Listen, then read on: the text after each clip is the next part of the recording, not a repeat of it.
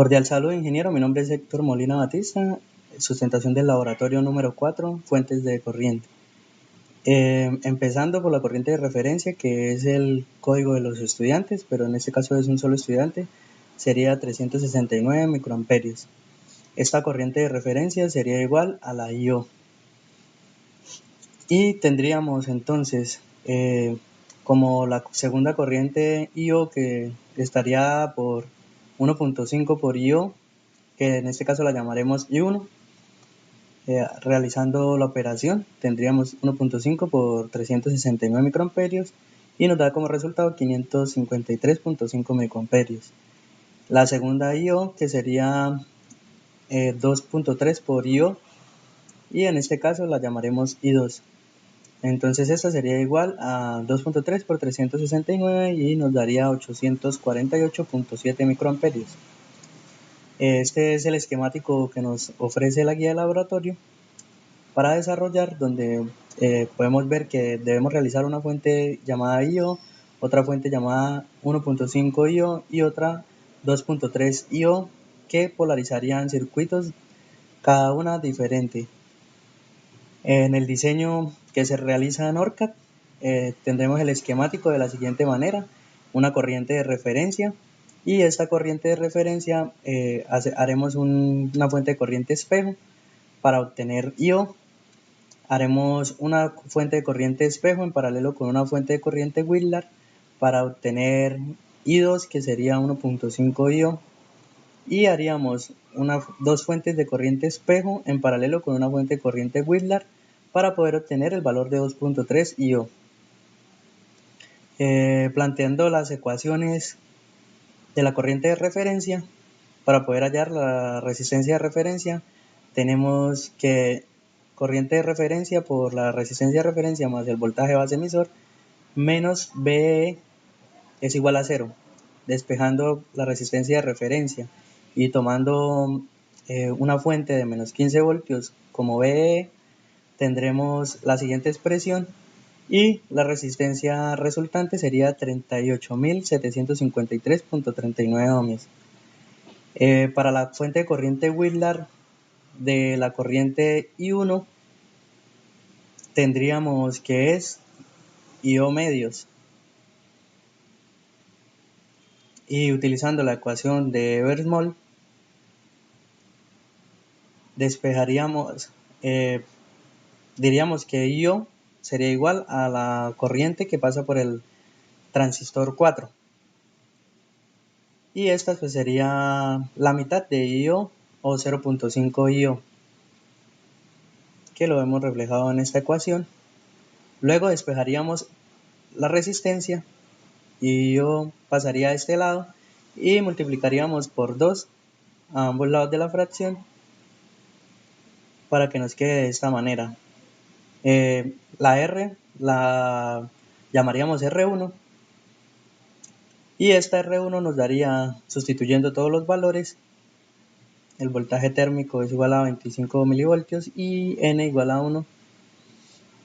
Tendríamos el valor de R1 de 93.92 ohmios.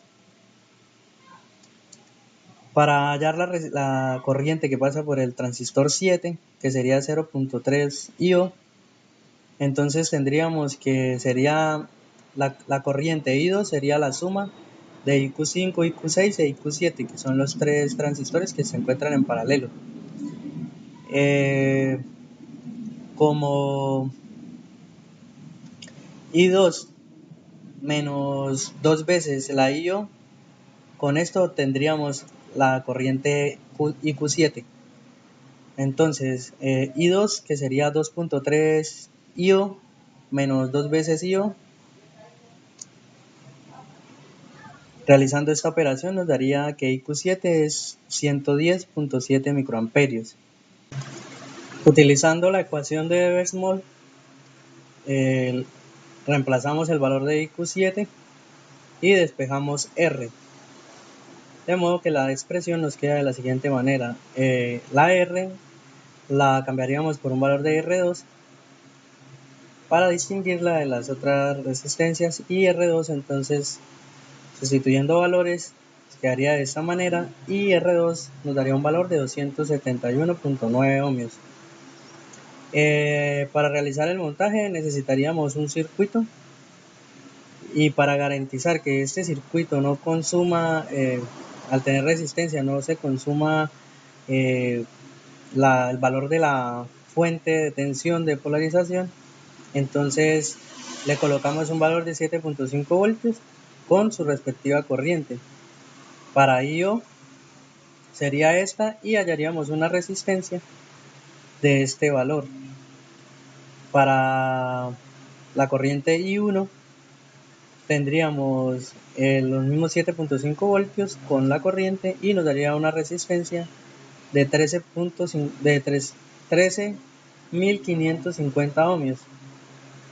Aquí podemos ver los valores de las corrientes que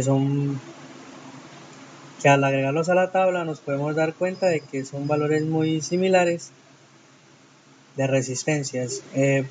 Para modelar el circuito 3 tendríamos RC3, le pondríamos un voltaje de 7.5 con la corriente I2 y nos daría una resistencia de RC3 de 8.837 ohmios. Continuando en el software de simulación, tenemos la disposición de los transistores, 7 transistores en total. El primero nos daría la corriente de referencia, el segundo nos daría la corriente IO o la corriente espejo del primer transistor.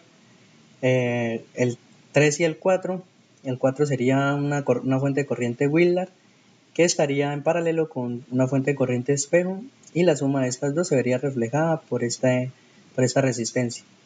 El transistor Q5, Q6 sería una fuente de corriente espejo y el Q7 sería una fuente de corriente Willard. La suma de estas tres corrientes se vería reflejada en la resistencia RC3, que sería la corriente que estaríamos buscando. Aquí está el resultado de las corrientes. La corriente de referencia se eleva un poco ya en la corriente de IO, pero es muy similar. Aquí obtendríamos el 1.5 y aquí obtenemos el 2.3. Por último revisaríamos una simulación en ViaSpont.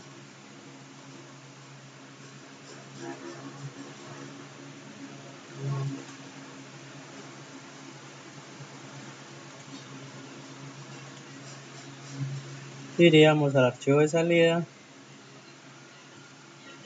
y aquí podemos encontrar que el valor de el voltaje base emisor fluctúa y que en los transistores de fuente corriente Willard también hay un cambio en el voltaje base emisor, que las corrientes se mantienen, las corrientes de colector, y aquí sería esta la corriente de referencia, y las corrientes IO aquí estarían iguales, esto sería igual, esto también es corriente IO y esto también es corriente IO. Muchas gracias.